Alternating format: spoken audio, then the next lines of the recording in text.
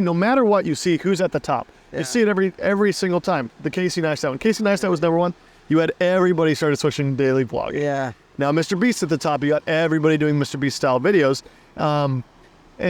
And so is it because they want to copy Mr. Beast? I don't think if you asked any person, they'd be like, oh, I want to copy Mr. Beast, but everybody will say the same thing. I want to be successful, right? And so the easiest path would be who's already successful, and then how do I take that and make it into my own? Now, hopefully people are adapting onto what has been done. But I think that's where many issues come in content today is there's not enough adaptation.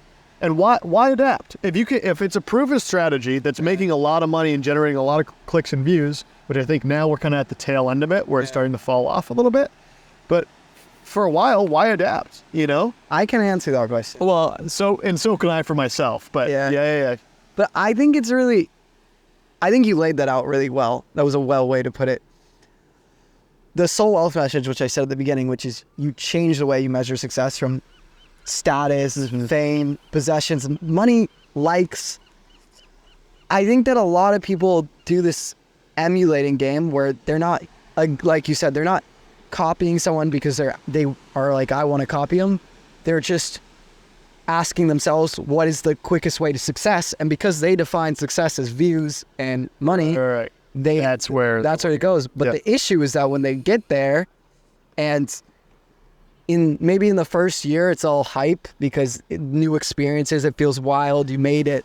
But most people, it leaves them kind of empty because the videos that they blew up for aren't actually what they enjoy making. Yeah. And that's what I did Creator Now. So for the viewers who don't know what Creator Now is, it's a YouTube course run by a big YouTuber named Eric. And I believe you did it as well, did you?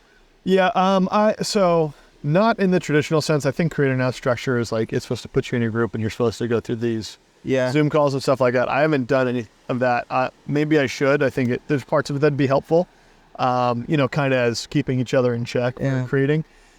But I signed up. One of the editors I really respect on YouTube for storytelling, Hayden Hillier-Smith, did a series on there. And so in order to get the series, you signed up for Creator Now, and I thought it was worth it for me, and I still do. And so, I did that series, but Yeah, so what I was saying with that is that I had done Creator Now. I know Josh, at the very least, you have a lot of friends who have done Creator Now. Yes. And at the time when I was going through it, I thought it was friggin' amazing. I was like, oh, I'm meeting other YouTubers, like I'm learning how to make better videos. But then I realized through going through that course that it was teaching me how to be successful by numeric metrics. And I realized it was making me hate YouTube because I didn't enjoy what I was making at all. And it's not, I'm not here to come diss on Creator Now, but I'm here to say it's so easy in this world to think that you want something you don't. So when you start off, you generally have a reason. So for me, I was a lonelier kid in high school, and there was YouTubers I looked up to, and they felt like my friends. So I wanted to make other kids feel how they made me feel. Right. But then when I asked myself, how do I get there? I started making videos that were nothing like the ones that I liked. Yeah. And I was just like, and that's why I came to this podcast, why I diverted most of YouTube to here, because I was like, this is a place where even if it never amounted to anything, I wouldn't regret it because I'm passionate about conversation and sitting down and meeting people. Yeah. And I think you've been creating a long time, and you're kind of in that world of Creator Now type videos, but you also are very much a storyteller. How do you feel about that phenomenon that I just laid out? Well, it's interesting. I've kind of been on both ends of the spectrum. I think I come from a very business minded. My mother is very business minded. Yeah. And so she works in business, and I see that a lot. And I think there's something to, maybe not even calling it a metric of success, but depending on where your end goal is, you have to have a business mindset. So I want to storytell things that make an impact, or at least at very minimum, people go away and be like, that's different, and I like that, right? I want them to hold that. But also, there is an algorithm part of that. There is something I have to play into. Now, whether or not I go down a path and say, you know what, I'm not going to take things that have already been done in our tried and true methods, and I'm going to try and find one that hasn't been done because I like that creativity. That's one route. There is some route to, first 30 seconds, you want to show, it's like that. Okay, I'm going to cliffhang immediately within first 30 seconds. Then I'm going to jump back to the beginning of the story, but I'm going to be very fast paced, right? That you kind of talk under that Mr. Beast style video. And I don't think that's inherently bad either. I think when it becomes a system that is not leaving room for creative storytelling, that's when it can be detrimental to like creativity as a whole. And so my goal would be to be able to have that business mindset, but also make sure that I'm not just another one in that system, right? I'm trying to make different videos that people look at and they're not like, oh, this is just another, copycat of this. I don't ever want to be grouped under that. I think sometimes growing, it's really easy to fall under that trap. For instance, a lot of my thumbnails are very, like you could line them up next to Mr. Beast thumbnails, or just these stereotypical like beastification thumbnails. And so that's one thing I talked to my thumbnail editor the other day, and I was like, hey, I kind of want to move away from this. There's nothing inherently wrong with it. It's just that's not what I want my channel to look like. I don't want somebody to stumble across it and immediately go, oh, he's going to fall under that umbrella. And that will happen, and you're smart for identifying that. Right. And there are like there's plenty of 10-year-olds out there who are going to be like, oh, because this looks like that, I want to watch that, right? And that's great. I mean, if that's what somebody wants for their channel, I'm not going to judge them for that.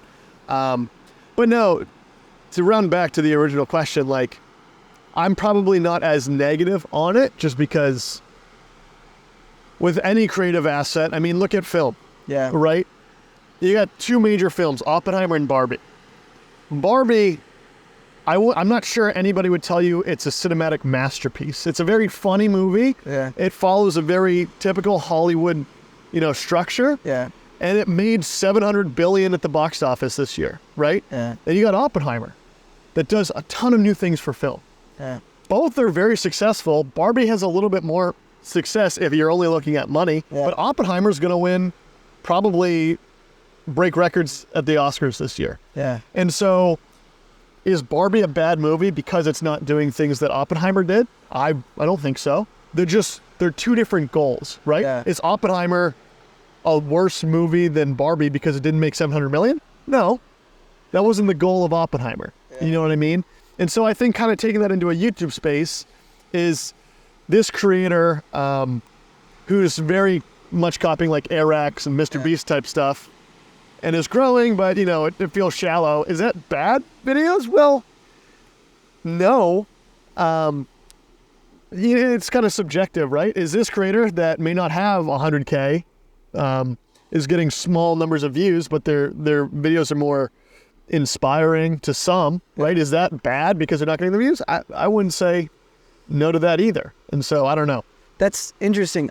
I do really think though what you're laying out is how you measure success. And actually, I would go as far to say, for example, if I were to go on the street and start selling bananas per se, right, and I was killing it, making money selling bananas, never in my life did I feel like my calling is to sell bananas. Mm-hmm. But no one would necessarily look down on it because they look at it and they go, that's a business. It's like when a kid sells lemonade. Their destiny's not to sell lemonade, but you go, that's a business. Yet if someone goes on YouTube and they create something they're not passionate about and it gets views and it hits an audience, people are like, oh, that's cringe, or like that. And that's me. I'm just speaking against myself. Yeah. And I think the thing you need to clarify is that YouTube is now a career option. Back in the day, it was a place for art. Now it is a place for art, and it is fully a career option. And you can be as far as completely an artist, you can be as far as completely a business, or you can be a mix of the two. Right. And that's something that's really interesting, because I think even as little as 4 years ago when I started, it was still primarily art, and now it's just as much business as it is art. Yeah, and I think that's where you get some of the pushback and some. I wonder sometimes if some of the vanity comes from, well, sometimes I wonder if a lot of, we'll call them, we'll group them by business as the B side, and then the art as anything that's not directly tailored towards views. I wonder sometimes if that rift between the two, or the arguing between the two, stems from some of the art stuff is like frustration. Why can't the audience appreciate what I'm doing over here? And why are they going into the constant candy store of, oh, I want to see this, oh, everything's bright colors, you know? And that's where my struggle comes, is because I don't think the two can't live together. Yeah. I mean, this is kind of just anywhere in general, but I struggle with people yelling at each other, hey, what you're doing is awful, you know? Yeah. What you're doing, you shouldn't be doing it that way, because who cares? It's like if I were to tell you how to paint your painting, Yeah. right? If you're trying to make a ton of paintings like that, and make a lot of money, you're just going to do that. I mean, I might say, I'm not going to buy your painting personally, but there's going to be people who do that. Or else you're trying to make this Pablo Picasso painting that's crazy, and clearly you're going to have less buyers because it's not everyone's eye, right? But I don't know. I don't think they're mutually exclusive as people like to portray them. Yeah. Another thing, as you're speaking, and I know you were using this for the purpose of the generalization, but you said, like, let's put business as beast and art as these other creators. Sure. I think another thing, too, is that people look at a video and they say, this is art, or this is business, or this is real, or this is fake. Mm-hmm. I don't think it's the piece. I think it's the piece in the context of the person. So when Mr. Beast makes a Mr. Beast video, yes, he's a great businessman, but if you were to ask me, is he passionate about what he does? I'd be like, yeah, he's passionate with his whole existence. You can't get to his level without being passionate with your whole. If you ask me, is Eric passionate about what he does? I would say, of course he's passionate. Yeah. You can't get to his level if you're not. The issue, I think, is where people fall in that fake category. They feel like they're not themselves. Goes back to what we brought up in the beginning, is that the reason they want to create is not aligned with what they believe makes them successful. Mm-hmm. And I think that's where I found myself when I was making those videos. But it's not like I look at those videos and I'm like, that kid's fake. It's like, I think a good question to ask, and maybe it's even worth asking you, is if you knew the metrics were consistent, in some fantasy land, you're going to have 1 million subscribers, you're going to get the same views, the same comments, the same, everything else that comes after hitting post is going to be the same. Would you be making the videos that you're making? Right. Yeah. I think it's a good structure to think about, but I also think there's a catch-22 with that being, it won't ever be like that, right? It won't. So you have to bounce out. You're right. Is that something that you need as a result? Because if it is, you got to be okay with the struggle of, okay, that's not what YouTube is right now, or that's not what the algorithm pushes right now, and it might not ever be, but at least I enjoy making this, right? And that kind of goes back to your point. If you're okay with that, fantastic. Yeah. But if you're not, that's when you start to ask the question of like, okay, well, is this something I'm actually passionate about? Yeah. Because if that's a thought process you're having, you're just right back in that idea of, you do want views. Yeah. That's the reality of it, is if that's the line of thinking you have, you are doing it for the views and money. And as I said, there's no issue with that, but it's also interesting because my whole brand is Soul Wealth, but if I were to sit here and say I didn't want views and money, like, I'd be lying, Right. Because, and the reason is not that I'm a Scrooge who's like thinking every move with money and views. It's because I want my passion to be my career. And that's where most people are. Right. Another thing that I picked out when you were talking that I think is interesting is that emulating success is a good strategy that has worked forever.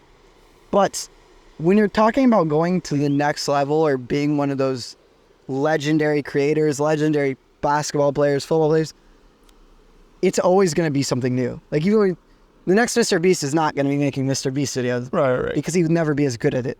Yeah. And that's... Well, that or he would be better.